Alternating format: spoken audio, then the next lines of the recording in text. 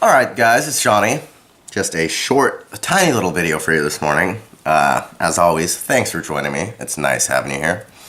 I realize I have to slow that down a little bit because sometimes it sounds like I'm just mumbling.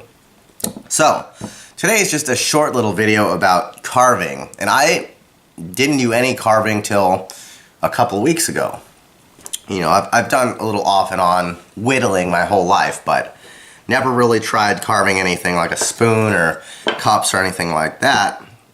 And you know, I like being out in the woods and stuff, so being able to make things from wood is, you know, what I like to do. So, just as the first project I decided to make a spoon, and I will also be making a fork. Well, I guess I'll show you. So I got the rough shape of the spoon. I'll need to do some sanding just to make it all uniform, but I got the rough shape. It's a double spoon.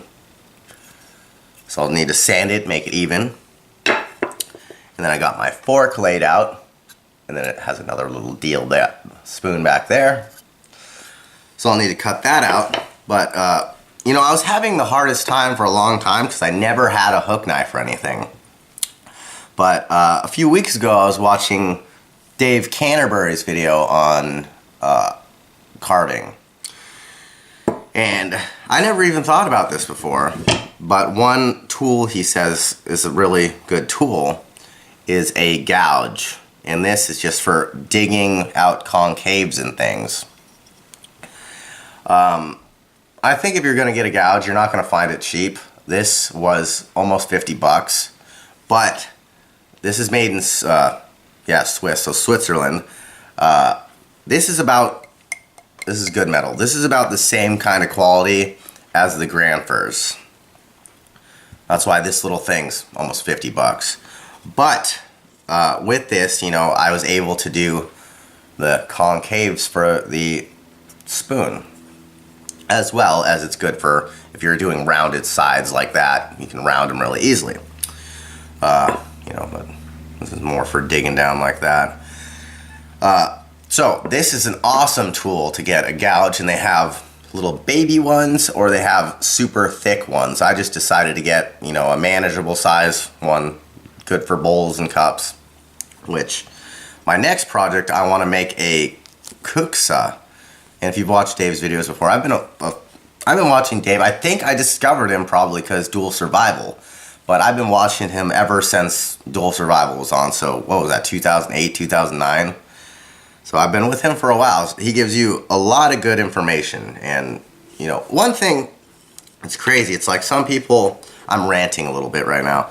Some people, it sounds like people are racing outside, don't do really anything and get millions of views. And I'm just going to give you an example. And this isn't someone I hate or anything, but McJuggernuggets, you know, he does the Psycho Dad freakouts and all that, and who knows if those are fake, I don't know. But just because the tantrums and stuff, within like a night, he got millions of views, and he's pretty much not doing anything. His dad's just destroying his shit, and it's on camera.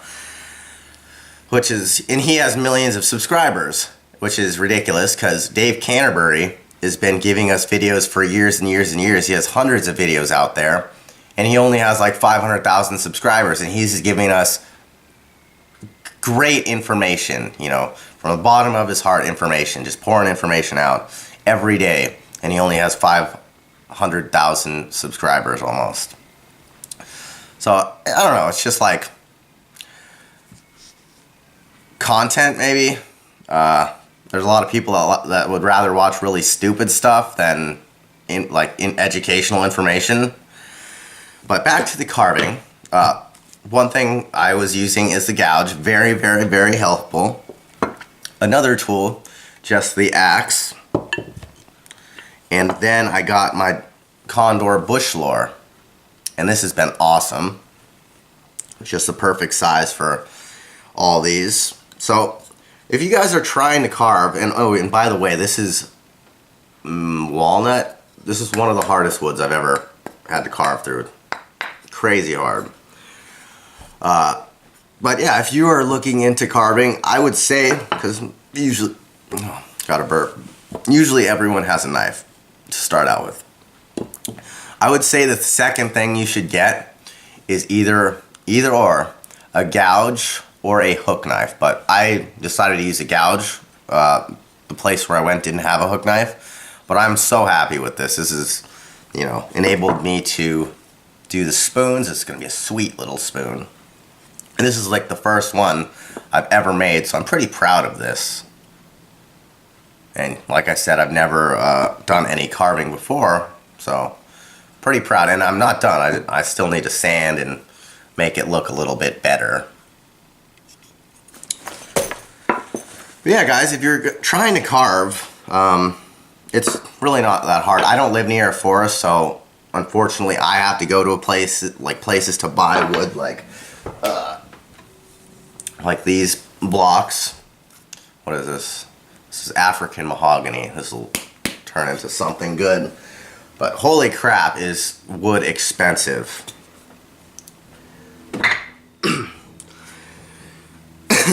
But yeah, it's super easy to start. All you need, pretty much, if you already have a knife, is a gouge or a hook knife, and then it makes it all better. You're able to do, you know, bowls, cups, spoons, and I know I could get on the power tools and do stuff like this super easy. You know, if I had a bandsaw, you know, a sanding wheel or something like that. Or I mean a band sander, whatever you call it, belt sander. I could do it super quick, but on this, I have only used the knife, the gouge, and the axe. I was trying to do this as traditional as possible. So yeah, guys, just a short little video about carving. I don't know how long this video went on. But yeah, thanks for watching. As always, like and subscribe if you want more videos like this. And yeah, I just did a review on a Chinese MRE, so if you want to check that out. And I think I'll be uploading maybe some Battlefield today. Who knows? But yeah, I will back. I'm not even talking right today. I will be back later, and I'll see you then.